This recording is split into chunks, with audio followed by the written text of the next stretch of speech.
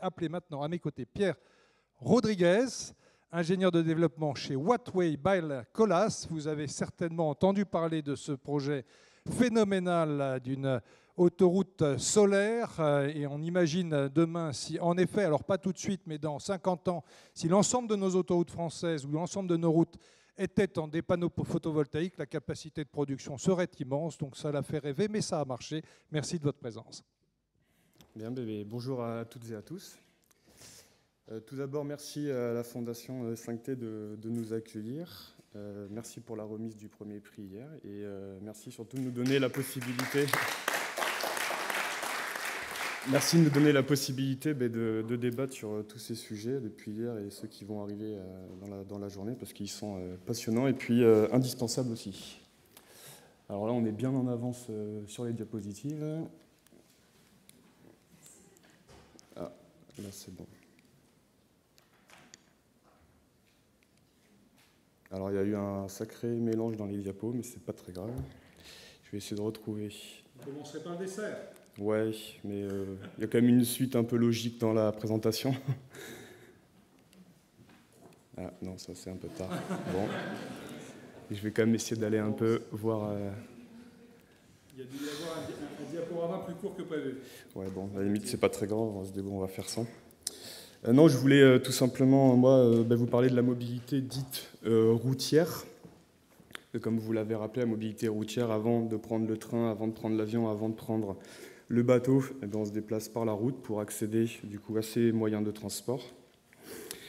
Cette mobilité routière, si on devait la qualifier, j'utiliserais 3 adjectifs. Elle est quotidienne, elle est indispensable dans notre société, mais elle est surtout massive.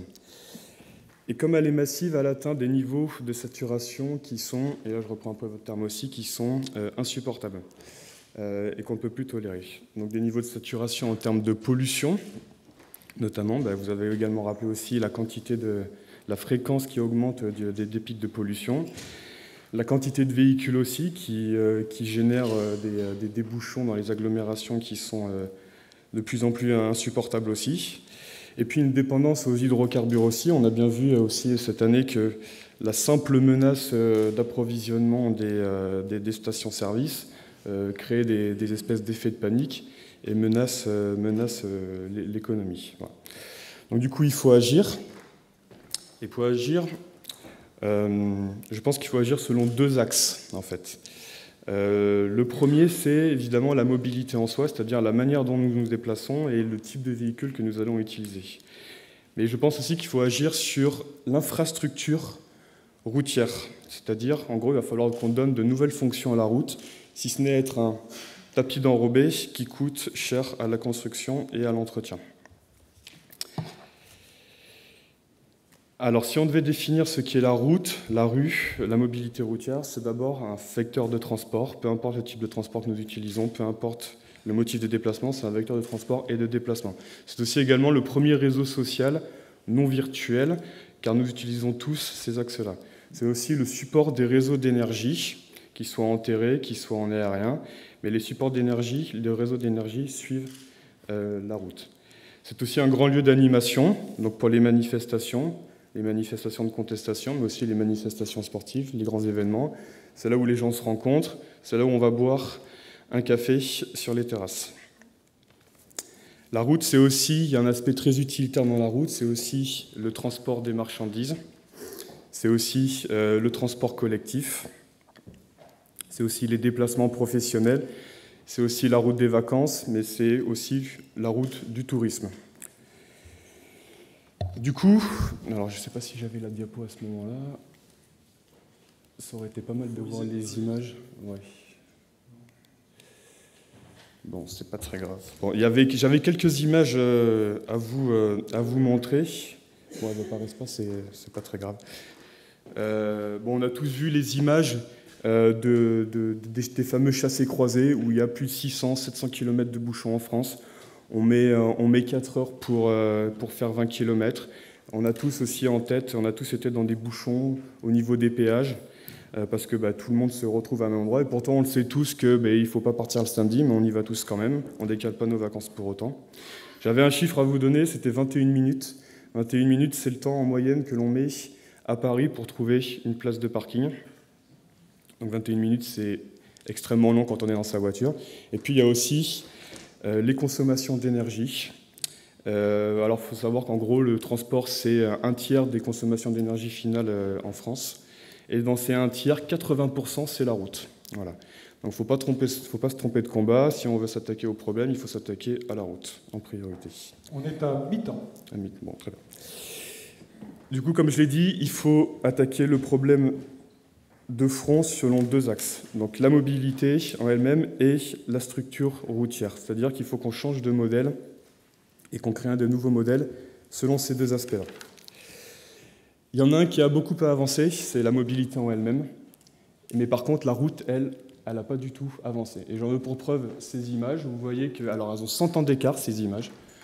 Vous voyez que les techniques routières sont exactement les mêmes. La seule différence, c'est que les ouvriers portent des casques.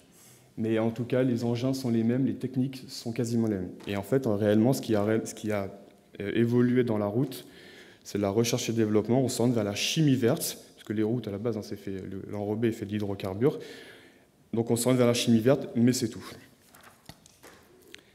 La mobilité, elle a vraiment évolué ces dernières années, ces dernières décennies. Entre une Renault 5 qui était très bien à son époque, mais une Tesla aujourd'hui, il y a quand même un sacré fossé.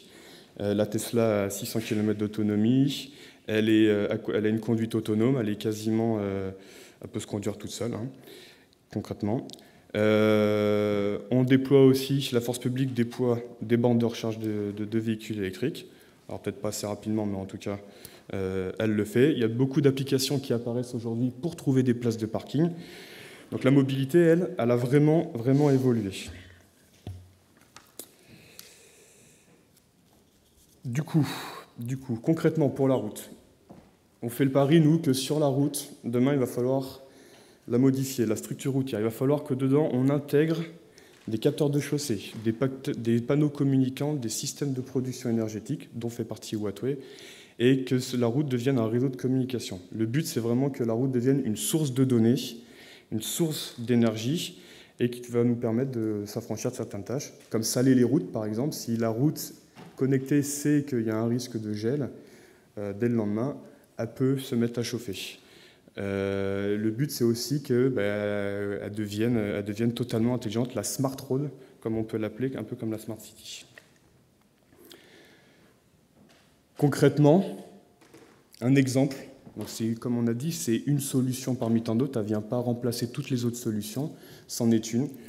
Wattway, donc une route photovoltaïque que le groupe Colas a développée, qui est une route productrice d'énergie, donc ce sont des panneaux qu'on vient coller sur la route, et qui vont conférer à la route une deuxième fonction, qui est celle de produire de l'énergie électrique, qui va être disponible. Alors, on va pouvoir alimenter localement, en fait, plein de choses, hein, des bandes de recharge de véhicules, de l'éclairage public, de la signalisation, réinjecter. On peut aussi coupler ça à des systèmes de production d'hydrogène.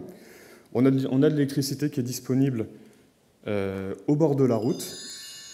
Et l'idée, en fait, vraiment, c'est de faire deux choses. Soit on fait de la réinjection dans le réseau, mais là, on part sur des plus grandes surfaces, soit on fait vraiment de la consommation sur place et circuit court, en fait, finalement, de la production électrique. Voilà. Ça, c'est une première étape, sachant que les étapes d'après, ça va être l'intégration d'éclairage dynamique, ça va être l'induction dynamique aussi dans les routes pour recharger les véhicules. Ce serait super qu'on puisse imaginer qu'un véhicule électrique se recharge pendant qu'il roule. Bon, voilà donc tout un tas de défis technologiques qui nous attendent et qui demandent de l'innovation et de la recherche. Voilà. Merci beaucoup.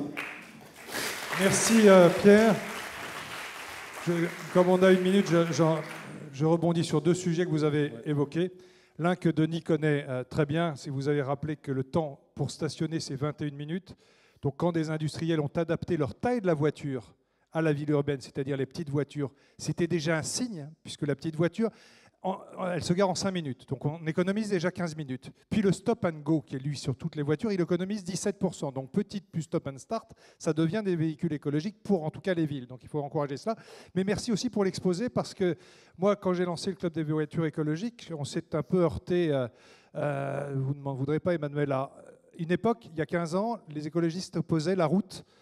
C'était pas vous à l'époque. Mais le GART opposait le transport collectif à la route. Et on avait dit, pour être écolo, il faut mettre tout dans le transport collectif. Et moi qui m'intéressais à la voiture écologique, je disais, mais attendez, si demain, et on a le droit de rêver, en 2040, tous les véhicules sont écologiques, il faudra bien des routes pour qu'ils circulent. Donc si on n'investit plus aujourd'hui, on ne pourra pas mettre les véhicules de demain sur les routes. Et deuxième sujet, mais que vous connaissez bien en Ile-de-France, on arrive à une situation où c'est Blablacar qui devient le support aujourd'hui du transport en commun sur la France, et l'autopartage qui le devient en Ile-de-France, puisque les transports étant saturés, finalement on rend service à la collectivité en prenant un véhicule quand on est 5. Donc la route a toute sa place, les véhicules autopartagés aussi, et quand des industriels réfléchissent à un autre usage de la route, je pense qu'on est vraiment dans l'air du temps. Et certains ont dit ce matin, pour ne pas oublier, notamment sur les véhicules électriques, le véhicule électrique, il a toute sa place en ruralité, et pas simplement dans les villes avec des bobos parisiens. Et ça, c'était important de le dire. Merci à vous et bravo pour cette initiative.